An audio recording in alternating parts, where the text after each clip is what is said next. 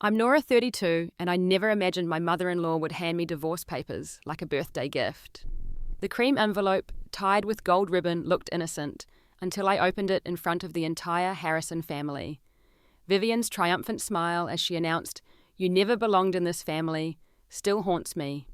My husband Andrew just stood there silent and complicit. That day broke me, but it also sparked something unexpected.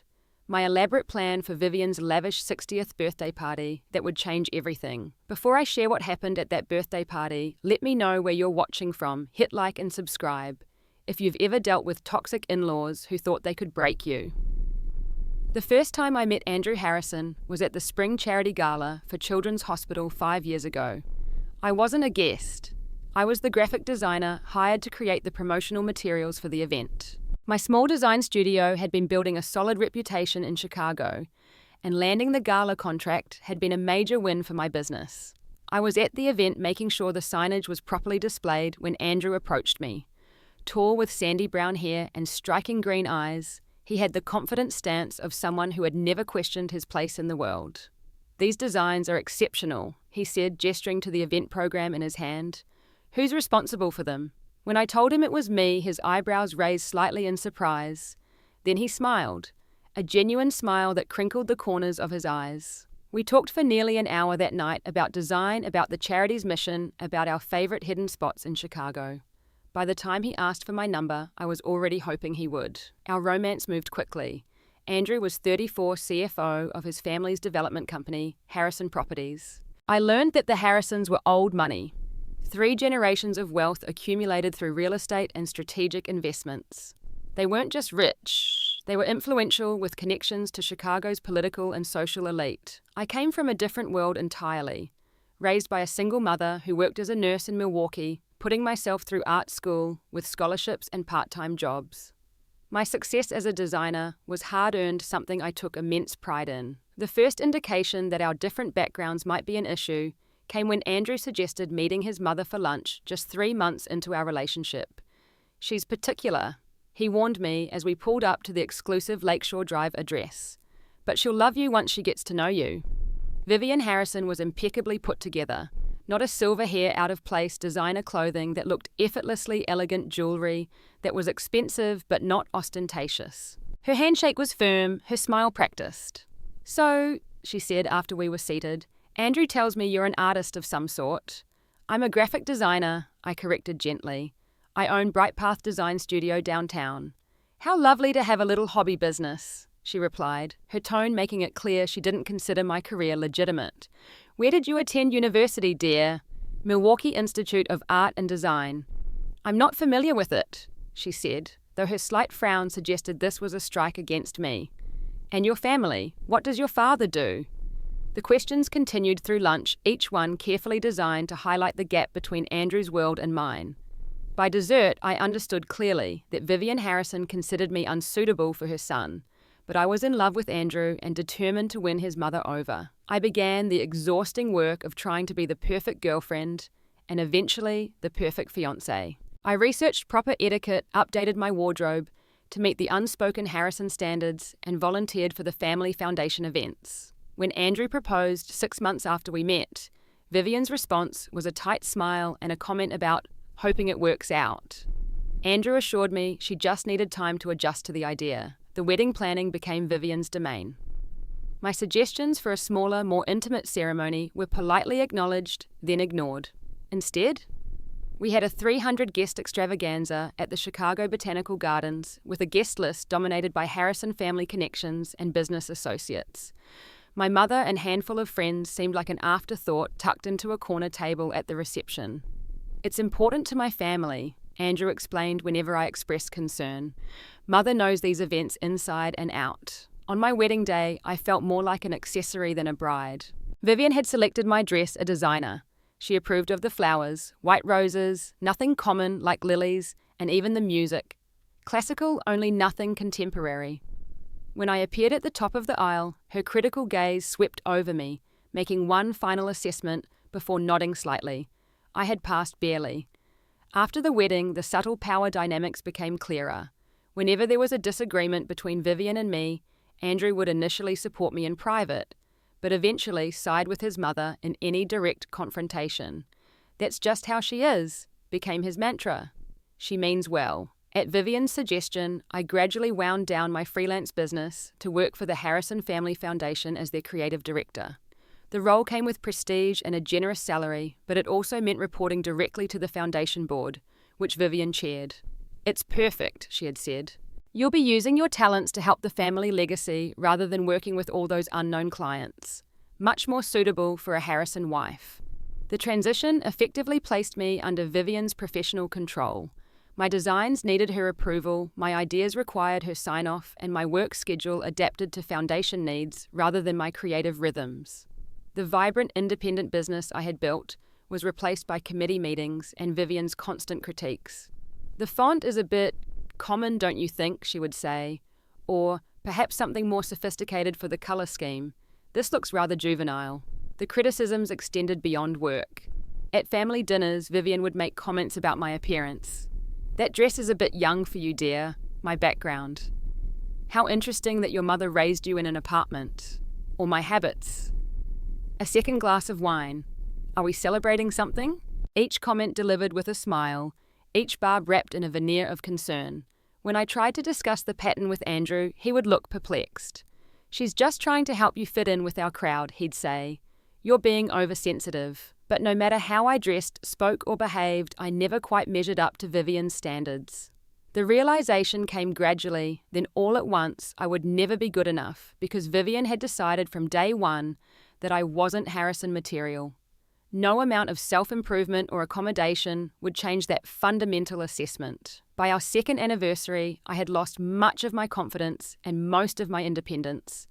The vibrant, creative woman who had caught Andrew's attention at the charity gala had been dulled down and reshaped to fit into the Harrison mold, a mold that had been deliberately designed to never quite accommodate me. 3 years into our marriage, the pressure to have a baby became intense. What had started as gentle inquiries from Vivian about our family plans evolved into outright demands about producing an heir for the Harrison legacy.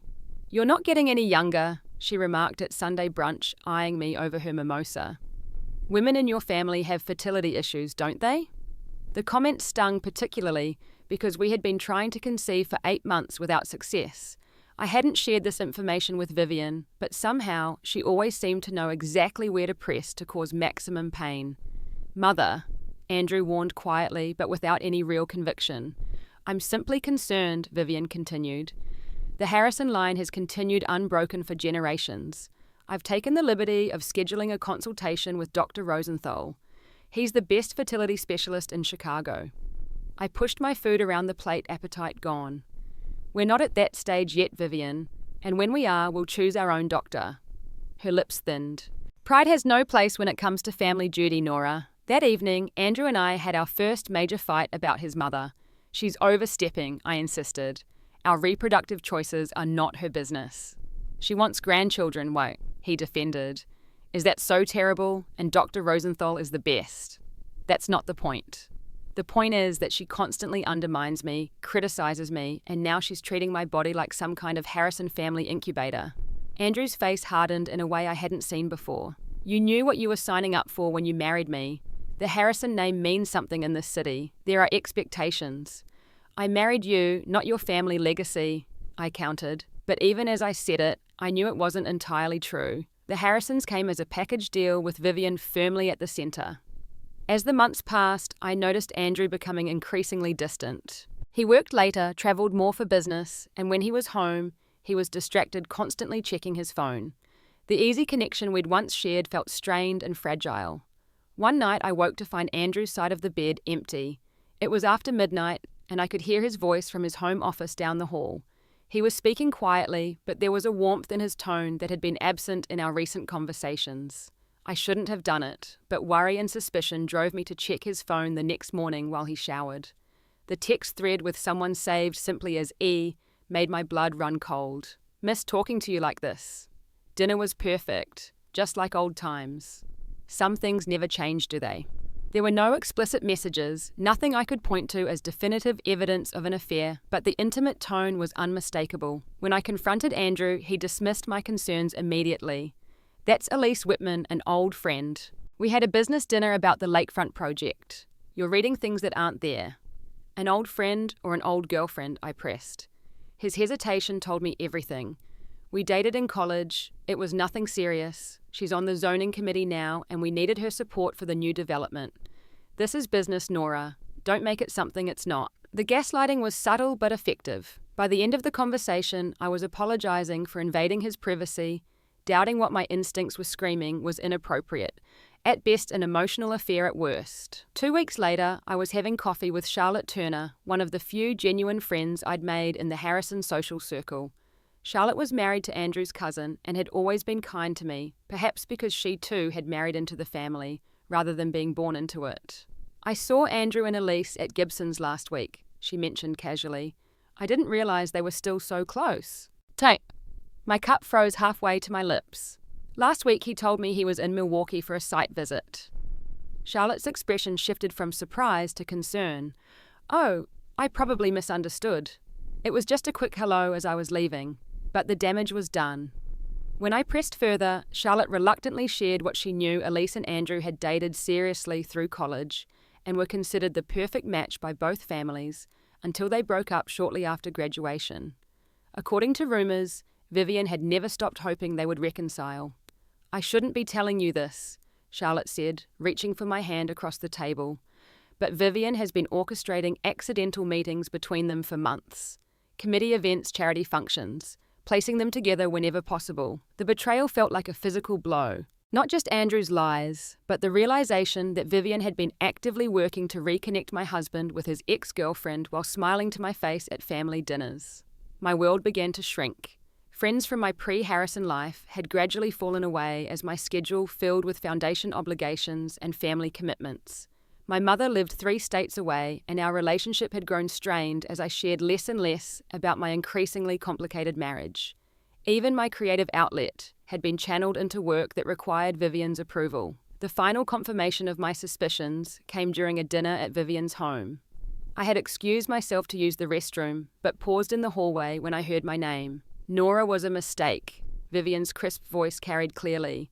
You married beneath you, Andrew. She'll never truly understand our world, our responsibilities. I expected, hoped, to hear my husband defend me. Instead, after a painful pause, he sighed. I know this isn't what you wanted for me, Mother. It's not too late to fix it, Vivian continued. Elise is single again. Her divorce was finalized last month. What are you suggesting? Andrew's voice had an edge I rarely heard. I'm suggesting you consider your options before you compound one mistake with another. A child with Nora would complicate things considerably. I didn't wait to hear Andrew's response. I slipped back to the dining room, sat through dessert with a frozen smile, and cried the entire drive home. When I confronted Andrew later that night, he minimized the conversation, claiming I had misheard or misinterpreted. You know Mother can be dramatic, he said. She just wants what's best for me. And that's not me, according to her. Andrew ran his hands through his hair in frustration. She just doesn't know you like I do. We need to try harder to make her see what I see in you. But his words rang hollow, especially when compared to his silence in that hallway. I was fighting for our marriage, while Andrew seemed increasingly ambivalent about whether it was worth saving. William Harrison's retirement dinner was held at the Chicago Club, an exclusive establishment where the Harrison family had been members for generations. The event had been planned for months. Vivian's meticulous attention to detail, evident in everything from the hand-calligraphed place cards to the vintage wine selected from William's birth year. I was running late, having stayed at the foundation office to finish the annual report that Vivian had suddenly decided needed to be redesigned just 3 days before printing. The irony wasn't lost on me. Even as I rushed to meet her impossible deadline, I was ensuring my tardiness to an event where she would certainly comment on my poor time management. When I arrived, cocktail hour was already ending. Andrew barely acknowledged me, with a distracted kiss on the cheek, and Vivian's gaze swept critically over my appearance before she turned away to speak to another guest. I felt the familiar knot of anxiety tighten in my chest, the constant sense of falling short that had become my daily companion. Dinner was excruciating. Seated between 2 Harrison cousins I barely knew, I was effectively isolated from Andrew, who sat at the head table with his parents. Throughout the meal, I noticed Vivian leaning toward him frequently, their heads close in what appeared to be intense conversation. Occasionally, Andrew would glance in my direction, his expression unreadable. "You've been with Andrew, 3 years now?" asked the cousin to my right. "5, I corrected. "We've been married for 3. "Right." He nodded, clearly uninterested. Shame about the Lake Michigan project falling through. Would have been huge for the company. It was the first I'd heard about any project failing. Andrew had mentioned nothing about problems at work, another reminder of how distant we'd become. After dinner came the speeches. William spoke briefly about his 40 years with the company, his voice gruff with emotion. Then Andrew delivered a polished tribute to his father's business acumen and family dedication. Vivian beamed with pride throughout, occasionally dabbing at dry eyes with a monogrammed handkerchief. A performance of maternal devotion that had once fooled me, but now seemed transparent. As dessert was being served, Vivian clinked her glass to gain everyone's attention once more. "Before we conclude this wonderful evening," she announced, "I have a special presentation to make." She gestured to a waiter who appeared with an elegantly wrapped box tied with gold ribbon. My first thought was that it must be a retirement gift for William, something not on the official agenda. Then Vivian turned directly to me, her smile sharp as a blade. "Nora dear, this is for you." The room fell silent as the waiter placed the box before me. 30 pairs of eyes watched as I hesitantly reached for it, something in Vivian's expression triggering alarm bells in my mind. "Open it," she encouraged, her voice saccharine. "I think you'll find it most appropriate." With trembling fingers, I untied the ribbon and lifted the lid. Inside, on a bed of tissue paper, lay a document. It took a moment for my brain to process what I was seeing. Divorce papers already bearing Andrew's signature on the marked line. "It's time to end this little experiment," Vivian said into the shocked silence. "You never belonged in this family." I looked up to find Andrew standing beside his mother, his gaze fixed on the floor. He wouldn't meet my eyes, wouldn't look at the document that he had apparently signed ending our marriage, without even the courtesy of a private conversation. "Andrew," my voice sounded strange to my own ears, distant and hollow. "It's for the best," he finally said, still not looking at me. "Things haven't been working for a long time." The humiliation was total. Every Harrison family member and close friend witnessed my public discarding, orchestrated by Vivian, to ensure maximum impact. I felt physically ill, the room spinning slightly as the weight of what was happening settled over me. "This is cruel, Vivian." William's voice cut through my shock.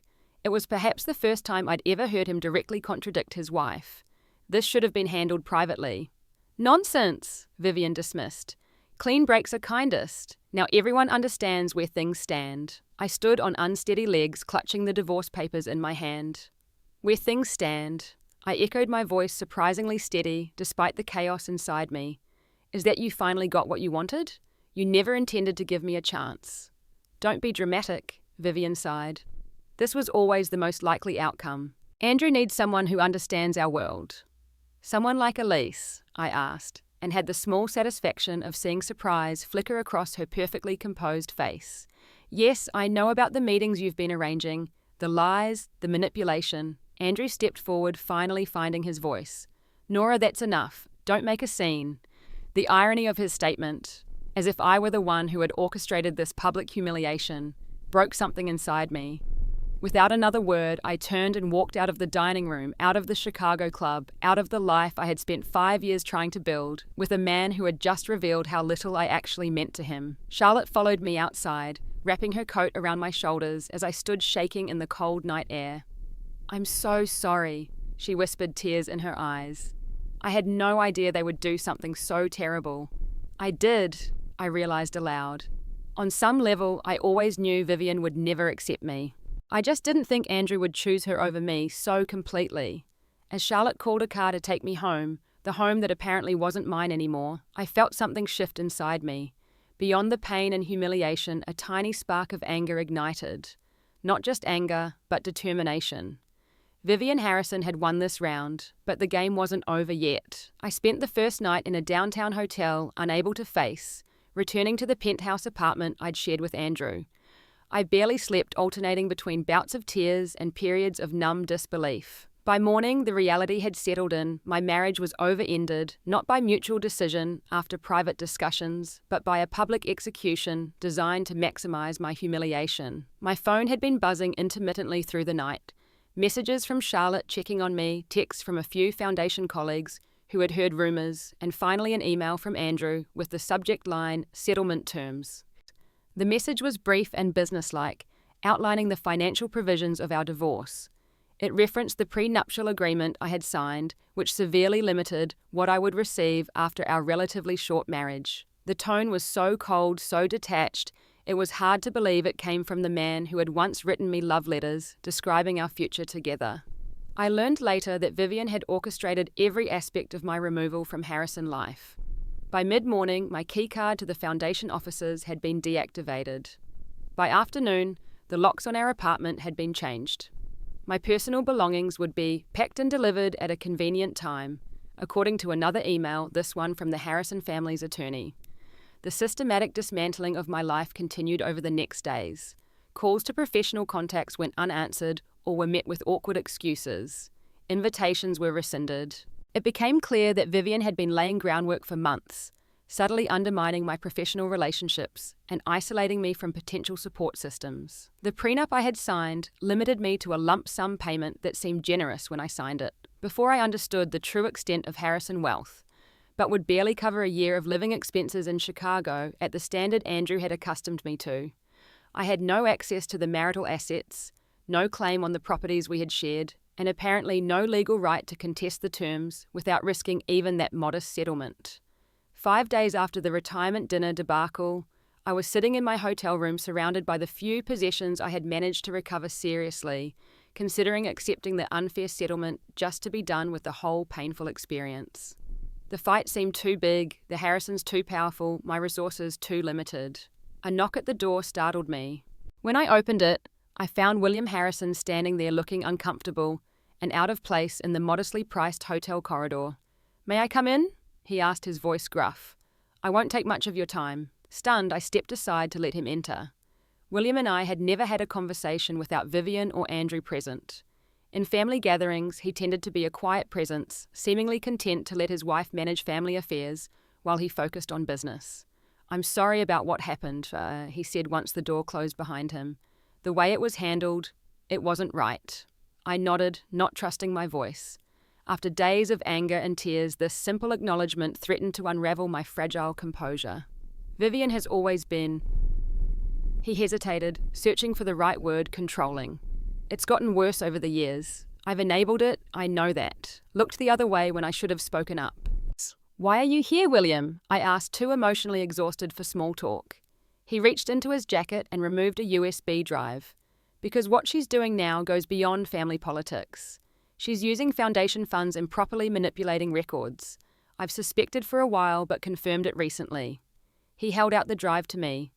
Bank statements, board minutes, emails, evidence of misappropriation going back years. The foundation isn't just a charity to Vivian. It's a slush fund and a tool for maintaining social control. I stared at the small device, not reaching for it. "Why give this to me?" "Because you're the only one who might actually use it," he said simply. "Andrew won't stand up to her. I've lost my nerve over decades of picking my battles. The board members are all in her pocket one way or another." "She's your wife," I pointed out. "Why would you want me to have evidence against her?" William's expression hardened. "Because I'm tired, Nora. Tired of the manipulation, the social games, the constant pressure to maintain appearances at all costs. What she did to you, that's just the latest in a lifetime of similar maneuvers.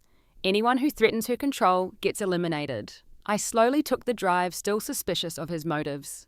"This could hurt the foundation, the Harrison name, everything you've built." "Maybe it needs to be hurt," he said quietly. "Maybe the whole thing needs to come down, so something healthier can grow in its place."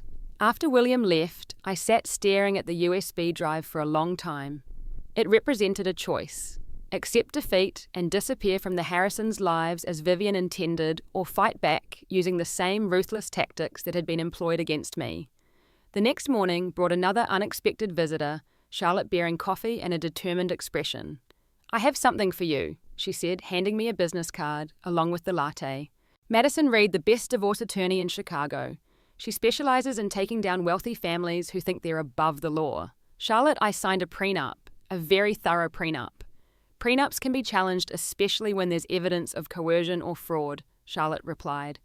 "And from what I've heard, there might be plenty of that to work with." She didn't elaborate on what she'd heard, but her meaningful glance at the USB drive sitting on the hotel desk told me enough. News travelled fast in Harrison's circles. With Charlotte's encouragement, I made an appointment with Madison Reed that same day. The attorney was everything I needed. Sharp, strategic, and utterly unimpressed by the Harrison name. Wealthy families like the Harrisons rely on intimidation and isolation, she explained after reviewing my situation. They make you feel powerless by cutting off your resources and support systems. But they're not invincible. They just want you to think they are. With Madison's guidance, I found a small but affordable apartment and began the process of rebuilding my life. I reached out to former clients, re-establishing my independent design business. The response was better than I expected. Many were happy to work with me again, and some even expressed sympathy about my situation, having heard rumors about the Harrisons' treatment of employees and partners over the years. I started therapy working through the emotional manipulation and gaslighting I'd endured. The therapist helped me recognize patterns I'd been too close to see, how Vivian had systematically undermined my confidence, how Andrew had enabled her behavior, how I had gradually lost myself trying to meet impossible standards. One evening, about 3 weeks after the divorce papers incident, I gathered my wedding dress photos and mementos in the small courtyard behind my new apartment building. With Charlotte as my witness, I burned the wedding dress in a metal trash can, a symbolic act of releasing the past and reclaiming my identity. As the expensive fabric curled and blackened in the flames, I felt a weight lifting. "I'm not just Andrew's discarded wife," I said aloud. "I'm Nora. I existed before the Harrisons and I'll exist after them." Charlotte raised an imaginary glass. "To Nora 2.0, may she take no prisoners." During this time, I was carefully reviewing the documents William had provided working with Madison to understand their legal implications. The evidence was damning. Vivian had been diverting foundation funds for personal expenses, pressuring board members to approve grants to friends' vanity projects, and using foundation resources to gather dirt on anyone who opposed her social or business interests. "This is serious stuff," Madison confirmed. "Tax fraud, misappropriation of charitable funds." The IRS and State Attorney General would be very interested. But I wasn't ready to go to authorities yet. Something held me back. Not concern for the Harrisons, but a sense that simple legal consequences wouldn't address the deeper injustice I'd experienced. Vivian had orchestrated a public humiliation.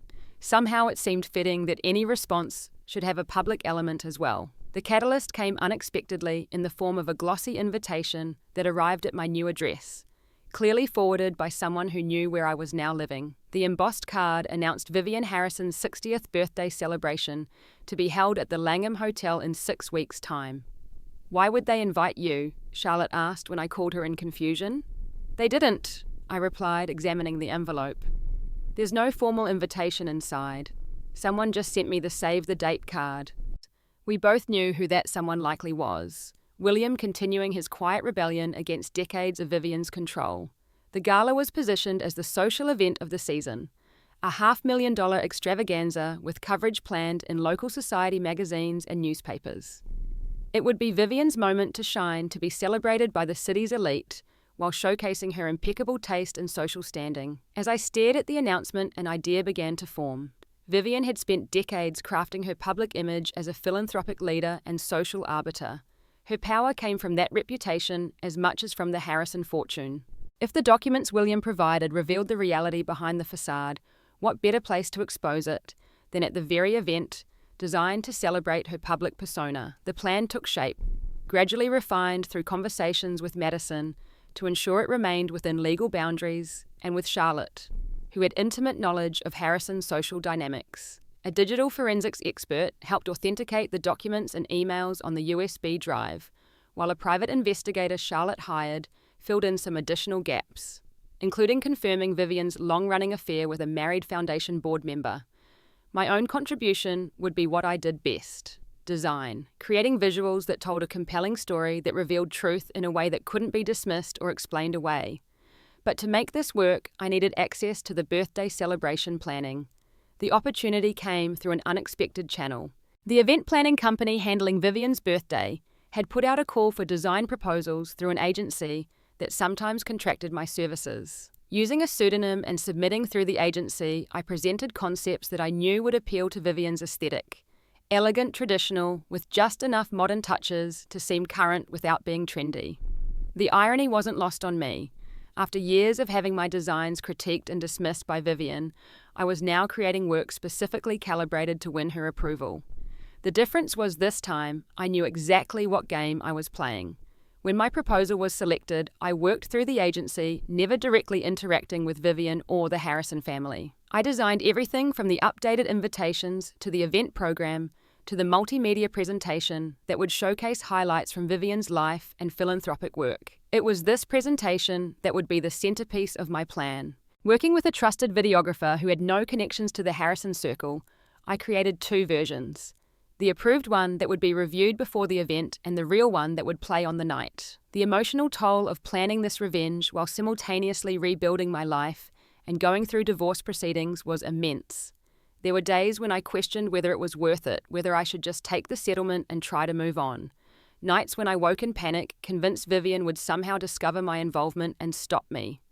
What kept me going was the memory of her smile as she handed me those divorce papers, the calculated cruelty of making sure my humiliation had an audience. That and the knowledge that her behavior extended far beyond her treatment of me.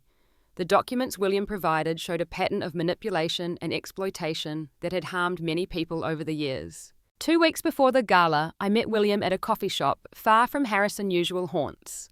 His face showed the strain of the preceding months. He looked older, more tired, but also somehow more present than I had ever seen him during my marriage to Andrew. "Are you sure you want to go through with this?" I asked him. "Once it starts, I can't stop it. Your name is on those foundation documents too." "I'm sure," he said firmly. "I've been a coward for 40 years, Nora, watching Vivian destroy people who got in her way, making excuses for her behavior, convincing myself that keeping the peace was more important than doing what's right. I'm done with that." "What about afterward? What will you do?" A small smile crossed his face. "Start over. I've got enough of my own money set aside. Maybe travel. Definitely spend time with my grandchildren. Allison's kids barely know me because Vivian controlled all the family interactions." Allison was Andrew's sister who had moved to California years ago, ostensibly for her husband's work, but I now understood likely to escape Vivian's control. "You could still be implicated," I warned. "There might be legal consequences." "I'm prepared for that," he replied. "Sometimes you have to accept punishment for your part in something wrong, even if you weren't the main perpetrator. I'm ready to face whatever comes." His quiet courage strengthened my resolve. This wasn't just about my personal revenge anymore. It was about breaking a destructive pattern that had damaged many lives over decades. William deserved the chance to make amends, and Vivian needed to face consequences for her actions. As the day of the birthday gala approached, I finalized every detail. The presentation was ready, the videographer was briefed, and Madison had prepared for potential legal aftermath. Charlotte would be attending as a family member, positioned to capture reactions and ensure nothing went wrong with the technical aspects. The night before the event, I stood in front of my mirror, hardly recognizing the woman who looked back at me. Gone was the eager-to-please designer who had tried so hard to fit into Vivian's world. In her place stood someone stronger with clear eyes and a determined set to her jaw. Someone who understood her worth, wasn't determined by Vivian Harrison or anyone else's approval. Whatever happened tomorrow, I had already reclaimed the most important thing Vivian had tried to take from me: myself. The Langham Hotel was transformed for Vivian's 60th birthday celebration. The grand ballroom glittered with thousands of white orchids, her favorite crystal chandeliers, and elegant table settings featuring her monogram china pattern, specially reproduced for the occasion. 200 of Chicago's elite mingled during the champagne reception, admiring the ice sculptures and string quartet playing classical selections. I arrived alone, wearing a midnight blue gown I'd designed myself. Simple but striking, with none of the conservative styling Vivian had always pressured me toward. My hair was shorter now, cut into a confident bob that Charlotte had assured me looked powerful as hell. I had chosen this new look carefully, wanting nothing about my appearance, to remind me of the woman who had tried so desperately to please the Harrisons. The security I had arranged, claiming it was for the valuable audiovisual equipment, nodded discreetly as I entered through a service entrance. The videographer confirmed everything was set, the modified presentation loaded and ready. Charlotte texted that she was in position near the AV controls, prepared to ensure no one could interrupt once it began. My heart pounded as I made my final preparations, but my hands were steady. This moment had been months in the planning, fueled by equal parts pain and determination. I wasn't just seeking revenge, I was pursuing justice, not only for myself, but for everyone Vivian had manipulated and discarded over the years. At precisely 8 o'clock, I slipped into the ballroom through a side door, positioning myself where I could observe without being immediately noticed. The room was filled with Chicago's social elite, business leaders, and philanthropists, all there to celebrate a woman whose carefully cultivated public image masked years of manipulation and cruelty. I spotted Andrew almost immediately. He stood near his mother, champagne in hand, laughing at something a silver-haired man had said. He looked exactly as he had when I first met him, handsome, confident at ease in these rarefied surroundings. Beside him stood Elise, her hand resting possessively on his arm, diamond bracelet catching the light as she gestured. The relationship Vivian had been orchestrating behind my back was now apparently public.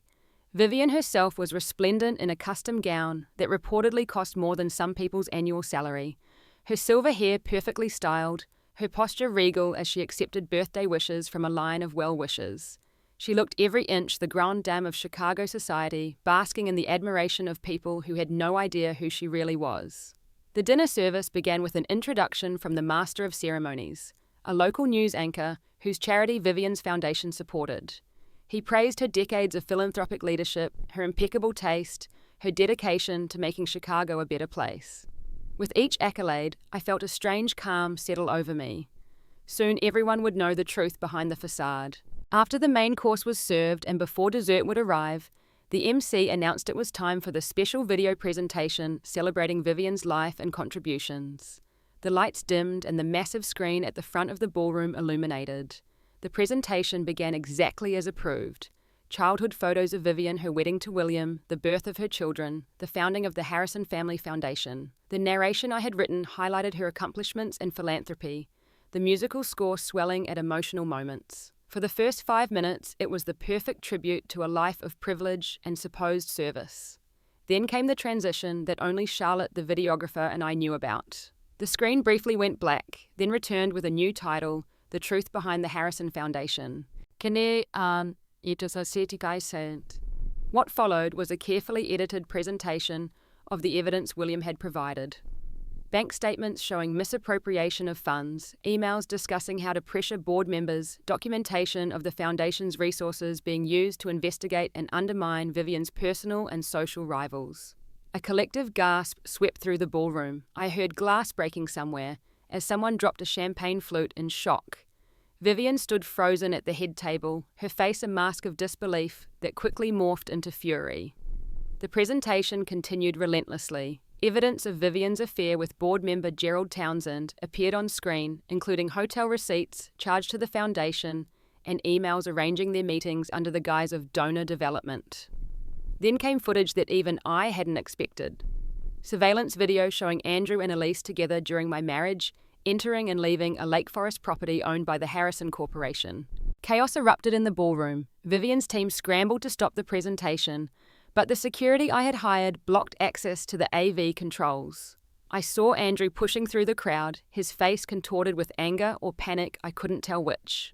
Journalists who had been invited to cover the society event were frantically taking notes or recording on their phones. As the final evidence faded from the screen, I stepped forward, taking the microphone that Charlotte handed me. The room gradually quieted as people recognized me, the discarded wife now standing calmly in the center of the storm I had created. "Good evening," I said, my voice steady despite the adrenaline coursing through me. For those who don't know me, I'm Nora Harrison. Or I was until recently, when my mother-in-law decided I wasn't worthy of the family name. I looked directly at Vivian, who stood rigid with fury, William beside her, looking both terrified and relieved. 3 months ago, Vivian presented me with divorce papers at a family dinner announcing to everyone present that I never belonged in this family. It was the culmination of years of manipulation, isolation, and emotional abuse. Not just of me, but of anyone who threatened her control. I gestured toward the screen where the evidence had been displayed. What you've just seen is only a fraction of the documentation that has been provided to the relevant authorities. The IRS, the State Attorney General's Office, and the Chicago Tribune investigative team all received complete files this morning. Andrew had reached the front of the room, by now his face pale with shock. "Nora, what have you done?" he demanded. "What you should have done years ago," I replied calmly. "Stood up to manipulation and abuse of power. The Harrison name means something in this city. You told me that often enough. But what should it mean? Corruption, exploitation, or integrity and genuine service? Security personnel, the hotel's this time not mine, were moving through the crowd. Vivian had apparently recovered enough to start damage control, gesturing frantically to the event planner and what appeared to be her personal attorney. "You'll regret this," she hissed as she passed me. "I'll make sure you never work in this city again." I smiled, feeling nothing but pity for a woman who still believed her threats held power over me. "I'm not afraid of you anymore, Vivian. And after tonight, not many other people will be either." As she was led away, still spitting threats, I noticed movement at the ballroom entrance. 2 men in suits, who didn't quite fit the guest profile, were speaking with the hotel manager. Even from a distance, the badges visible on their belts made their identity clear. Federal agents likely responding to the financial crimes evidence that had been submitted. Andrew approached me, his expression a mixture of anger and confusion. "Why did you do this? If you were unhappy, if you wanted a better settlement, we could have negotiated." "This was never about money," I told him honestly. "It was about truth, about consequences for actions, about making sure Vivian couldn't do to anyone else what she did to me, what she did to your father, to your sister, to countless others who got in her way." He shook his head, unable or unwilling to understand. "You've destroyed my family's reputation, the foundation, the business, everything will be affected." "Maybe they should be," I said softly. "Maybe it's time for the Harrison legacy to be based on something real, not a carefully constructed illusion." As Andrew turned away to join his mother, who was now engaged in an intense conversation with the federal agents, I felt Charlotte at my elbow. "Time to go," she murmured. "You've done what you came to do." She was right. My part in this drama was complete. Whatever happened next would unfold without my presence. The investigations, the probable charges, the inevitable media coverage. I had set the wheels in motion. Now I needed to focus on my own path forward. As we made our way toward the exit, I caught William's eye across the room. He gave me a small nod. Acknowledgement of a difficult job completed, a necessary truth revealed. I nodded back, wishing him strength for the challenges ahead. Outside the hotel, the night air felt clean and fresh against my skin. For the first time in months, perhaps years, I felt truly free, not just of the Harrisons and their toxic dynamics, but of the need for their approval, the desire to belong in their world. Charlotte raised an imaginary glass as we waited for our car. "To the most badass revenge I've ever witnessed. Vivian never knew what hit her." I smiled, but my feelings were more complex than simple satisfaction. It wasn't just revenge, it was reclaiming my power, making sure the truth was known. "Well, whatever you call it," Charlotte replied. "It was absolutely glorious, and long overdue." As we drove away from the Langham, I looked back once at the elegant building glowing against the night sky. Inside a carefully constructed facade was crumbling long-hidden truths exposed to the light. It wasn't a happy ending exactly. Too many people would be hurt in the aftermath, some deservedly and others as collateral damage. But it was a necessary ending, and for me it was also a beginning. 6 months after Vivian's birthday gala, I sat in my new loft studio in downtown Chicago, morning light streaming through the industrial windows. The space was everything my shared apartment with Andrew had not been. Open, creative, filled with colours and textures that reflected my personal taste rather than Harrison-approved aesthetics. Most importantly, it was mine alone, paid for with the proceeds from my rapidly growing design business. The aftermath of that night had unfolded largely as expected. The Harrison Family Foundation was under federal investigation for tax fraud and misappropriation of charitable funds. Harrison Properties faced scrutiny over business practices revealed in the documents William had provided.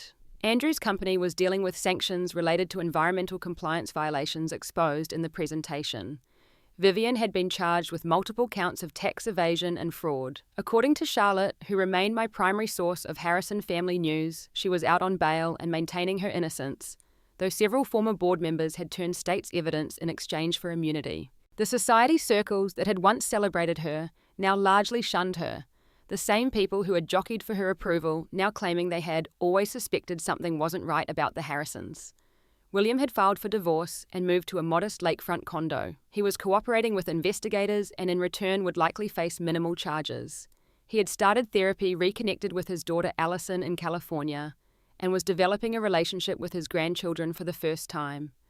We met occasionally for coffee, these strange circumstances having forged an unlikely friendship between us.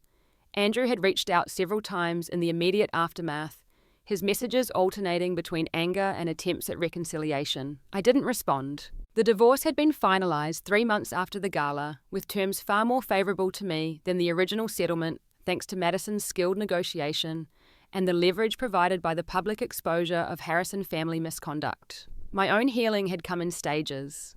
Therapy helped me process the emotional manipulation I'd endured and recognize patterns I never wanted to repeat. I reconnected with my mother in Milwaukee, repairing a relationship that had become strained during my marriage, as I hid the truth about my situation from her. Old friends welcomed me back into their lives without judgment, creating a support network I had sorely missed. Professionally, I had not only revived my independent design studio, but expanded it, hiring 2 junior designers to help with the influx of clients. Ironically, the publicity surrounding the Harrison scandal had brought attention to my work in unexpected ways. A major design firm that had witnessed the presentation at the gala, impressed by its visual impact even as they were shocked by its content, had approached me about a potential partnership. Most surprisingly, I had begun a foundation of my own focused on supporting women leaving abusive marriages, particularly those involving financial control and emotional manipulation. My experience had shown me how isolation and economic dependency could trap people in toxic relationships, and I wanted to create resources I wished I'd had during my darkest days. The doorbell interrupted my thoughts. I opened it to find a delivery person with a large bouquet of sunflowers. My favourite, though few people knew that. The card simply read, "To new beginnings. Coffee next week. M." Michael was an architect I'd met through a mutual client 3 months ago. Our professional relationship had gradually evolved into friendship, and recently the tentative beginnings of something more. He knew my story, most of Chicago did after the media coverage, but had never treated me as a victim or defined me by my past. Instead, he seemed genuinely interested in who I was becoming now, in my creative vision and future plans. I placed the sunflowers in a cobalt blue vase by the window, smiling at the simple joy they brought.